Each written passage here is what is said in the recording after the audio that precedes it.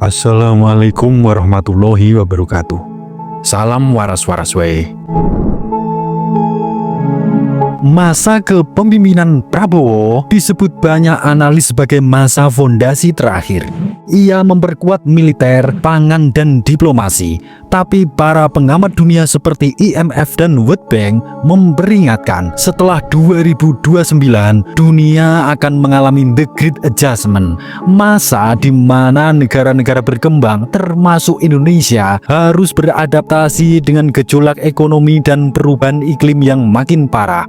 Ramalan ekonomi menyebutkan harga energi akan naik 30%, inflasi global tak stabil, dan krisis pangan bisa kembali menghantam Asia. Lalu para spiritual Jawa menulisnya lebih sederhana. Sawijining jaman nalika bumi goyah, rejeki nyusut lan manungso diuji atine. Jaman di mana bumi goyah, rejeki mulai menyempit dan manusia diuji hatinya. Dan disinilah kita akan menyelami 7 peristiwa besar yang akan menandai nasib Indonesia setelah era Prabowo. Sebelum kita bedah satu persatu, silahkan tulis doa dan harapan panjenengan semua di kolom komentar. Dan bagi saudaraku yang muslim, jangan lupa tulis sholawat atas berkat rahmat Allah Subhanahu wa Ta'ala. Doa-doa kita semua terkabul. Yang pertama, krisis ekonomi dan kelahiran pemimpin baru 2029-2030.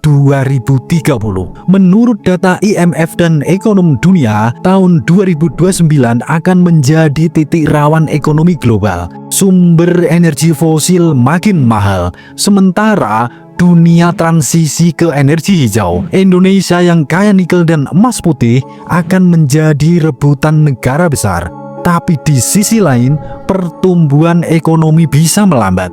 Banyak proyek besar yang dikerjakan di masa Prabowo membutuhkan modal asing yang besar. Jika tidak dikelola hati-hati, akan muncul tekanan utang dan harga kebutuhan pokok yang melonjak. Ramalan spiritual Jawa menulis, naliko pamarentah kang adil wos rampung, bakal metu pamarentah anyar kang diuji rejeki. Artinya, setelah pemimpin yang adil selesai, akan muncul pemerintahan baru yang diuji soal rezeki. Krisis ini bukan kehancuran, tapi masa penyaringan. Dari sinilah muncul generasi baru pemimpin muda yang membawa ide kemandirian pangan dan energi. Tanda kebangkitan Nusantara yang sebenarnya mulai terlihat. Yang kedua, bencana alam besar mengubah peta Indonesia. Badan Geologi Dunia mencatat, potensi gempa besar di kawasan Indonesia Timur dan Selatan Jawa masih tinggi. Dalam laporan Global Disaster Risk Index, Indonesia tetap berada di urutan 1 dan 3 dunia sebagai negara paling rawan bencana. Antara 2030 hingga 2031, ilmuwan memprediksi adanya siklus aktivitas tektonik besar di Pacific Ring of Fire. Beberapa ahli NASA dan BMKG sudah memperingatkan peningkatan panas laut dan tekanan dasar bumi di wilayah selatan. Spiritual Jawa menggambarkannya dengan kalimat, gunung murup, segoro munggah, tanah pating gelut. Gunung menyala, laut naik, dan tanah saling bertarung. Mungkin tidak seluruh Indonesia akan terdampak, tapi efek sosialnya akan besar. Perpindahan penduduk, krisis air besar, dan lonjakan harga pangan. Namun dari bencana itu justru muncul kesadaran nasional baru. Indonesia harus bangkit dengan ilmu dan gotong royong. Yang ketiga, migrasi besar-besaran dan kota baru Nusantara. Setelah bencana dan perubahan iklim, jutaan warga dari pesisir utara Jawa, Sumatera Timur, dan Kalimantan Selatan mulai berpindah. Intrusi air laut membuat sawah berubah menjadi payau, rumah-rumah tenggelam perlahan. Pemerintahan pasca Prabowo akan menghadapi tantangan besar, relokasi massal. Kota-kota baru seperti Nusantara, Palangkaraya, dan beberapa wilayah timur akan menjadi pusat peradaban baru. Dalam perhitungan World Bank, migrasi internasional di Indonesia bisa mencapai lebih dari 10 juta orang hingga 2035. Para pujangga Jawa menafsirkan, manungso pindah saka segara menyang gunung, saka ngidul menyang wetan, ana kang slamet, ana kang ilang. manusia berpindah dari laut ke gunung, dari selatan ke timur, ada yang selamat, ada yang hilang. Inilah fase seleksi alam dalam skala nasional. Namun di sisi lain, migrasi ini justru melahirkan kota-kota baru dan membuat Indonesia Timur menjadi pusat ekonomi baru dunia.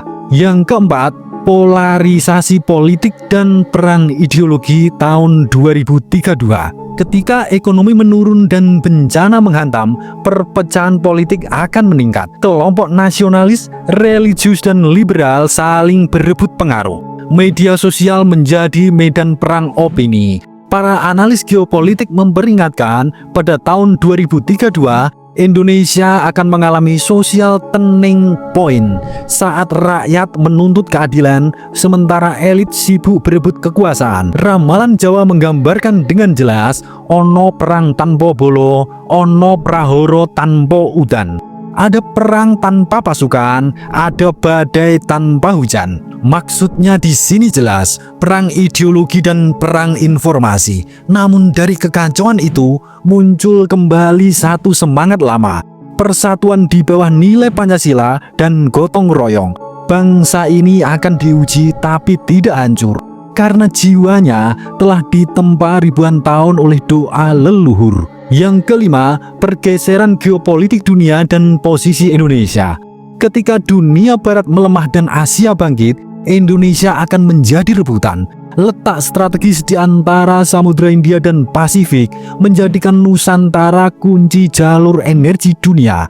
Negara-negara besar akan berlomba mendekati Indonesia. Cina dengan teknologi, Rusia dengan pertahanan, Amerika dengan investasi digital. Namun Indonesia akan dihadapkan pada pilihan sulit, berpihak atau tetap netral seperti amanah Bung Karno dulu, bebas aktif. Para pengamat geopolitik Eropa menyebut Indonesia akan menjadi the last neutral superstate, negara besar terakhir yang masih bisa menyeimbangkan timur dan barat.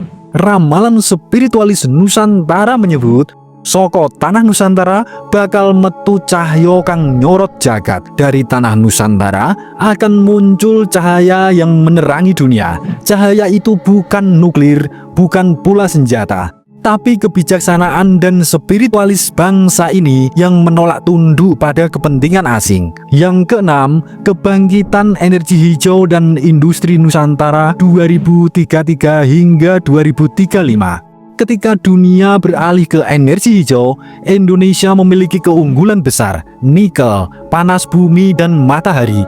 Bila dikelola dengan besar, masa setelah 2033 bisa jadi era kemakmuran baru. Namun para ekonom memperingatkan, jika korupsi dan ekosektoral masih tinggi, peluang ini bisa hilang seperti zaman VOC dulu.